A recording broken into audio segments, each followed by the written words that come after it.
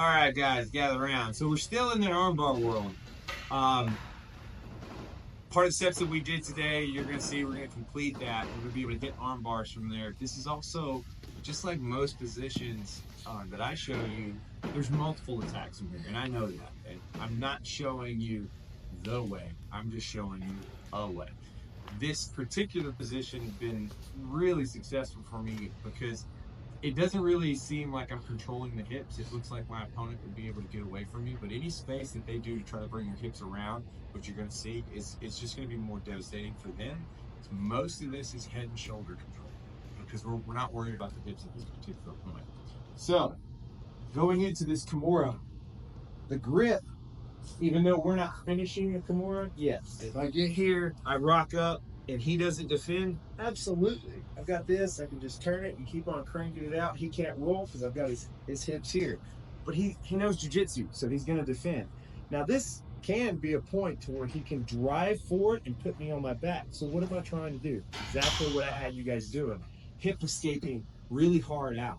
Now, a lot of people, this arm back here can sometimes be a problem. That's why you need to really hip escape and get your knee out. Now, I'm throwing this leg. Oftentimes I'll be here and I'll throw this leg. This bottom foot, I don't want you too worried about it, but it does need to come out. Like it can't just stay here in the hip. Sometimes it'll be right there in that half bar. What you need is this top foot right here. Now, I've got the Kamora grip. A lot of times I let that grip go because I need my other hand. But in this point, I'm going to switch the grip. I need this arm. He's going to be defending nice and hard. Now, again, if he starts trying to move his hips around, I've got his arm. So he's not going to do this because anytime his hand separates from that hamstring, I've got the Kimura. So that's always being threatened, right? It's always a threat. This is always a possibility. So he's going to base hard because he knows this is a submission attempt. Right now, this is a Kamora attempt. So what we're going to do is have him basically choose the submission now because I've got this. He's super strong. He's sitting really nice and heavy. So it's okay. You're not going to give me this arm in this position. You're not going to give me the shoulder. So what I'm going to do is I'm going to weave my arm in, and I'm going to get an even deeper grip. And I'm going to grab the top of my thigh. Now I'm pulling this in. I'm not just sitting out here like this and hooking it. I've got a base. Now I'm pulling in, and this is up against my chest. Again, you're probably wondering how I'm controlling him. I'm controlling him with the threat of the submission. His head and shoulders, I've got this grip. It's still, at this point, I can still reverse the more grip if I need to.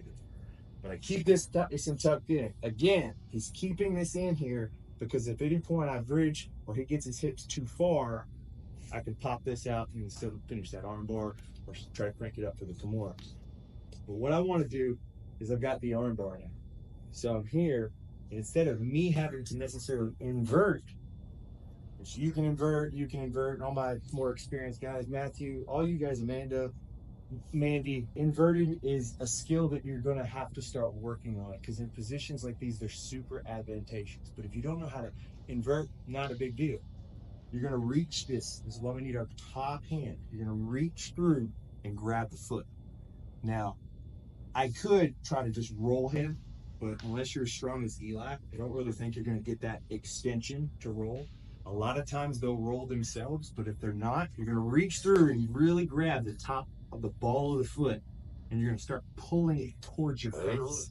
So this is starting to cause some uncomfort here. So he's going to roll at this point. And when he rolls, he'll go right up into the arm bar. See how that works? A lot of explanation, but it's really not a lot to it. But you need to understand where the control is coming from. How am I keeping him in this position?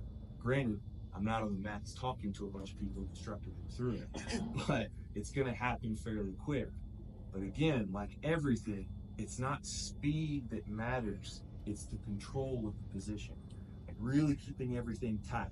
When I'm on my side, I've got this arm. This arm just isn't flailing about. You really have to threaten it in order for him to really, because if he feels it's not a threat, he feels he can pull it out, he's gone. Right? So, starting out full guard, pretty easy. That's why I always tell you to keep your hands off the mat. So anytime I get a wrist, now I'm up and I've got this Kamora. He defends. Now, I don't want to get flattened and I don't want to have my hips so far under him. So I'm going to start to hip escape. And I'm going to get really far out here. Get my foot up under him, get this knee up, and throw it over. Okay, now when I'm here, I need my top hand.